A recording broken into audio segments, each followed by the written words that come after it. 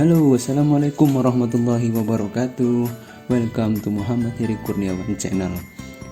Video kali ini kembali saya akan sajikan pembahasan soal-soal uji kompetensi keperawatan, khususnya Departemen Keperawatan Komunitas yang akan dibahas oleh Nurse Arif Andrianto, MKAP SP Kepkom. Tonton hingga akhir ya. Dan jangan lupa like, komen, subscribe, dan share video ini. Semoga bermanfaat.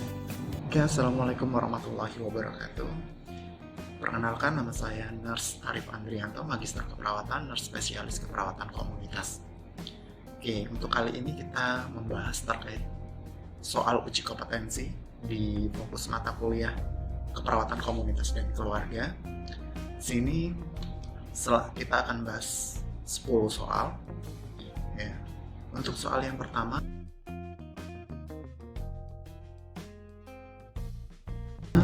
yaitu kunjungan pertama perawat di suatu posyandu diperoleh gambaran bahwa sebagian besar balita yang datang menunjukkan tanda-tanda kurang gizi. Pelayanan meja 4 posyandu tampak tidak berfungsi dan penyuluhan terkait gizi untuk para ibu yang datang membawa balitanya ke posyandu tidak dilakukan oleh kader. Apakah komponen pengkajian yang harus dilakukan? Di sini ada 5 pilihan. Yang A, komunikasi, pendidikan, inti komunitas, lingkungan fisik, pelayanan kesehatan dan sosial. Saya beri waktu 1 menit untuk menjawab, silakan.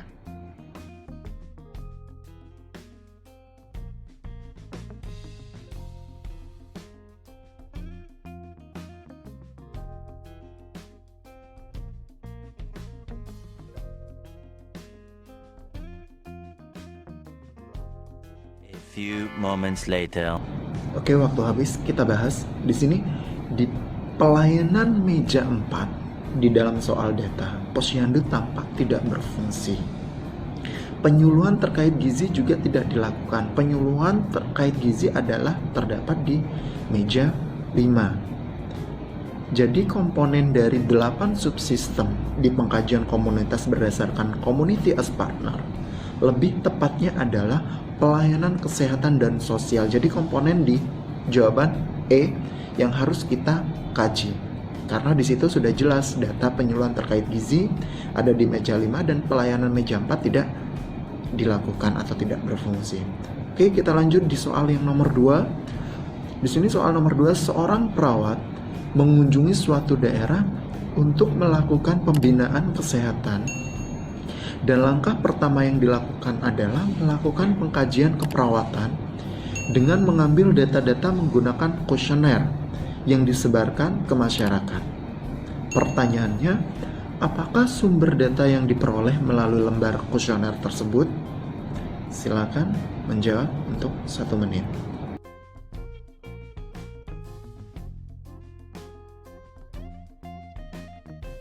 A few moments later. Oke, benar. Jawabannya adalah data primer.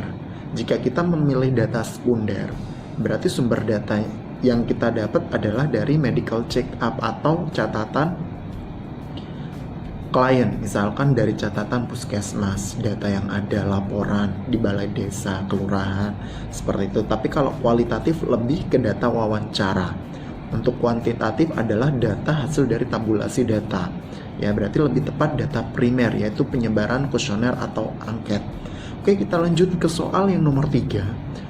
Sini hasil pengkajian terhadap penduduk di suatu kelurahan 36% lansia merasakan keluhan penyakit DM seperti BAK terus-menerus, terus haus, lapar sering, luka lama sembuh.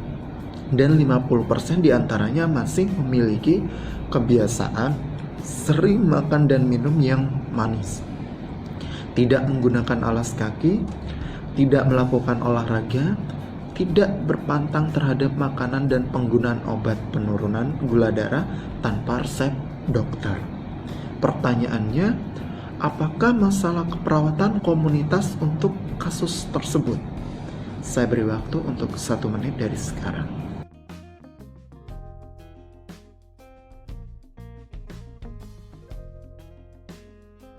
A few moments later. Oke, sudah jelas. Jawabannya di sini adalah C. Ketidakefektifan manajemen diri pada lansia dengan DM. Kita lihat pada data. Data batasan karakteristik atau tanda gejala pada klien DM adalah yang pertama BAK, yang kedua haus, yang ketiga lapar, dan luka sulit sembuh. Nah, dari sini ini adalah perilaku bahwa penderita DM-nya masih suka makan dan minum yang manis, tidak menggunakan alas kaki, dan tidak melakukan olahraga, serta tidak rutin minum obat dengan resep dokter. Sehingga di sini adalah perilaku manajemen dirinya. Kenapa kok tidak coping masyarakat tidak efektif? Kalau kita mengambil coping, berarti ini pemecahan masalahnya bisa di sini, tapi berhubungan dengan stresor, stres adaptasi. Pemeliharaan kesehatan tidak efektif. Kalau kita ngambil pemeliharaan kesehatan tidak efektif, kalau klien lansianya ini tidak dapat memanfaatkan pelayanan kesehatan dengan baik. Resiko peningkatan di sini tidak terdapat data bahwa terdapat peningkatan di komunitas terjadinya 36 menjadi 50 menjadi 80. Di sini tidak ada data seperti itu. Peran perawatan keluarga di sini bukan askep keluarga. Oke, jadi lebih tepat yaitu ketidakefektifan manajemen diri pada lansia dengan diabetes mellitus. Kita lanjut di soal yang nomor 4. Di sini hasil pengkajian perawat di suatu wilayah diperoleh data terdapat 30% kasus diare pada anak dalam 1 bulan terakhir. 35% keluarga tidak pernah mencuci tangan sebelum makan. 42% penyajian makanan tidak pernah ditutup. Hasil observasi lingkungan kotor dan banyak lalat yang keluar masuk rumah penduduk. Apakah diagnosa keperawatan untuk kasus tersebut? Silakan saya beri waktu 1 menit dari sekarang.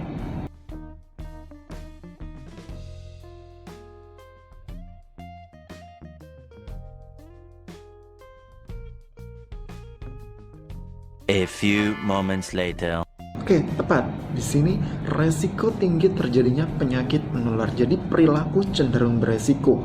Karena apa? Karena di sini perilaku dari keluarga, ya, perilaku dari masyarakat setempat, lingkungannya. Di sini 35% keluarga tidak pernah mencuci tangan sebelum makan. 42% penyajian makanan tidak pernah ditutup. Di sini cenderung beresiko penularan karena di sini adalah penyakit menular, diare lebih tepat. Kenapa tidak gangguan saluran cerna? Kalau gangguan saluran cerna kita lebih fokus pada aspek individu. Tidak efektifnya kader kesehatan. Di sini tidak terdapat data kader bahwa kader tidak melakukan peran aktifnya.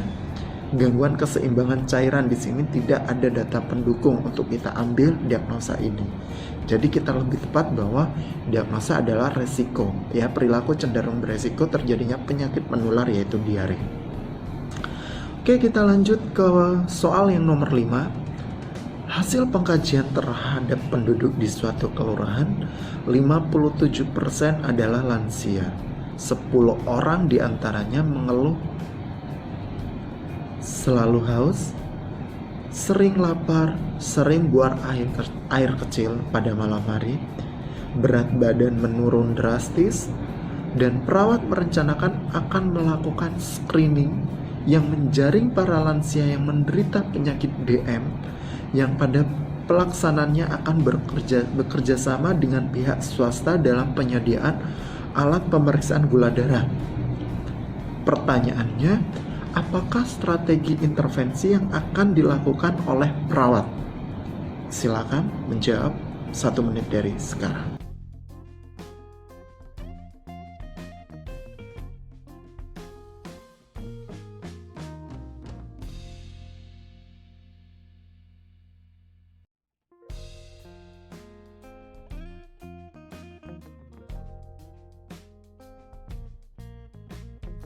A few moments later. Oke, sudah jelas strateginya adalah yang A.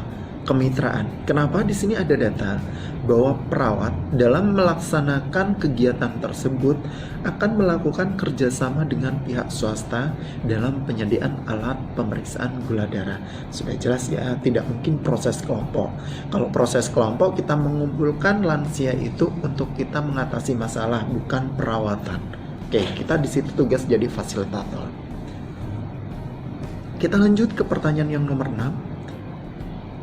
Perawat mengkaji sebuah desa yang penduduknya percaya terhadap seorang dukun dalam menghadapi persalinan atau melahirkan. Asumsi tersebut begitu kuat sehingga mayoritas penduduk lebih mengandalkan dukun dibandingkan petugas kesehatan. Apakah tindakan perawat untuk mengubah asumsi masyarakat? 1 menit dari sekarang, silakan.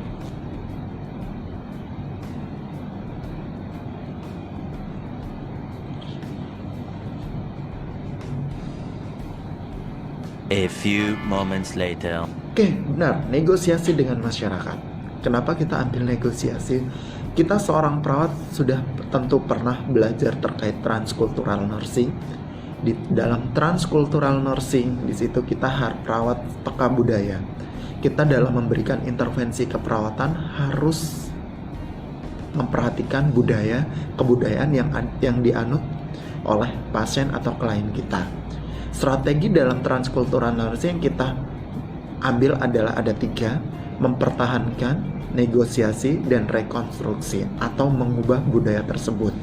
Kalau kita mempertahankan, mengambil intervensi mempertahankan, kalau memang intervensi cara yang diambil oleh klien atau masyarakat sesuai dengan kesehatan. Tapi kalau tidak sesuai dengan kesehatan, masih menyimpang, masih kita rubah, kita cari solusinya, kita gantikan dengan cara yang sama, kita ambil cara yaitu strategi negosiasi. Ya, jadi kita harus tahapan negosiasi yang kita berikan, tidak langsung kita menawarkan. Tapi kita harus dalam menawarkan kita harus punya solusi. Tapi kalau kita ambil rekonstruksi, di situ kita merubah semuanya. Kalau benar-benar cacat, dalam arti cacat yaitu menyimpang 100% dari kaidah keperawatan. Jadi kita negosiasi di sini. Kita bisa melatih dukun bayi persalinan normal atau dalam arti beliau adalah kader kesehatan. Seperti itu. Ya, jadi kita ambil negosiasi dengan masyarakat yaitu jawaban C. Soal selanjutnya yaitu nomor 7. Terjadi kasus KBS di sebuah desa sebanyak 76% masyarakat menganggap penyakit ini hal yang biasa. Apa tindakan keperawatan yang harus dilakukan untuk mengatasi masalah tersebut? 1 menit dari sekarang, silakan.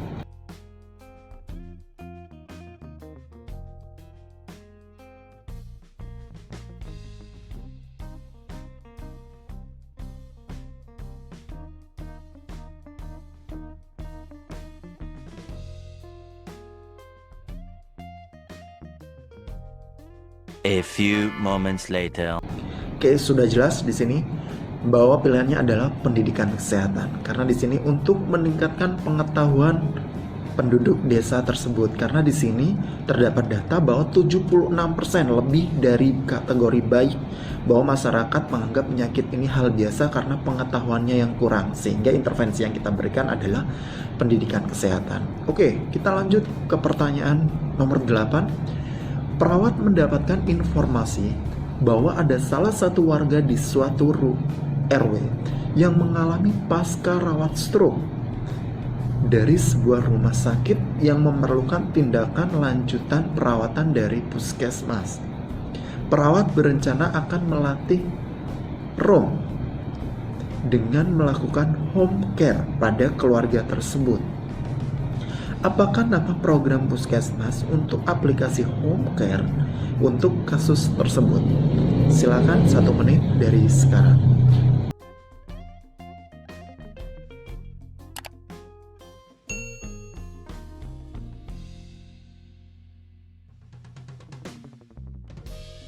A few moments later.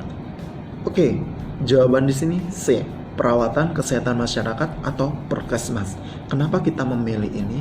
Karena Perkesmas adalah perawat kesehatan masyarakat yang ada dalam tatanan pelayanan di puskesmas, di mana di sini kita memberikan pelayanan preventif dan promotif.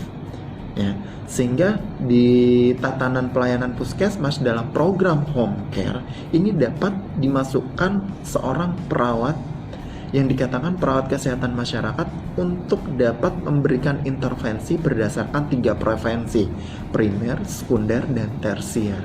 Nah, untuk pasien stroke di sini kita berikan room bahwa ini adalah sudah terjadinya komplikasi, sehingga kita mencegah untuk tidak ke arah kecacatan atau keparahan, sehingga intervensi berdasarkan 3 prevensi yang kita berikan kepada lansia pasca stroke adalah prevensi sekunder, memberikan intervensi room yang dilakukan oleh perawat kesehatan masyarakat. Oke, kita lanjut pertanyaan ke-9. Di sini hasil pengkajian terhadap suatu posbindu ditemukan data sebanyak 68% dari 58 lansia mengalami hipertensi. Selanjutnya, perawat bersama-sama dengan lansia akan melakukan relaksasi nafas dalam untuk menurunkan ketegangan sehingga diharapkan tekanan darahnya akan stabil. Pertanyaannya, apakah peran yang dilakukan perawat dalam kegiatan tersebut? Silakan dijawab 1 menit dari sekarang.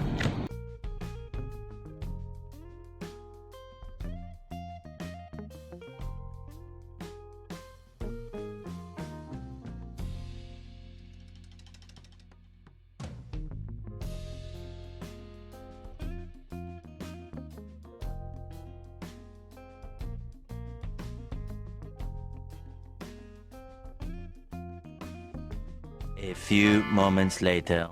Oke, baik, betul sekali. Di sini jawabannya adalah perawat pemberi perawatan. Ya, kenapa di sini? Karena di sini bersama-sama lansia data melaksanakan intervensi keperawatan yaitu relaksasi nafas. Kalau misalkan di sini sebagai pendidik, artinya di sini hanya memberikan edukasi untuk mengukur sebuah pengetahuan. Di sini advokat di sini memberikan pelayanan atau hak kepada pasien bahwa pasien berhak untuk mendapatkan pelayanan. Kolaborasi di sini. Kolaborasi di sini jika kita dalam memberikan intervensi kita kolaborasi dengan tim kesehatan lainnya. Role model di sini tidak ada data bahwa perawat di sini sebagai role model. Jadi di sini hanya memberikan intervensi relaksasi nafas sehingga peran perawat adalah pemberi perawatan. Oke, kita lanjut untuk pertanyaan yang terakhir yaitu ke-10. Seorang perawat melakukan kunjungan rumah pada keluarga dengan anak usia 6 tahun yang menderita diare. Saat dilakukan pengkajian, didapatkan data bahwa anak mengalami tanda-tanda dehidrasi. Ibu mengatakan akan membawa anaknya berobat di dukun setempat dibandingkan ke puskesmas, padahal fasilitas kesehatan tidak jauh dari rumah klien. Pertanyaannya, apakah masalah keperawatan yang tepat pada kasus di atas? 1 menit dari sekarang.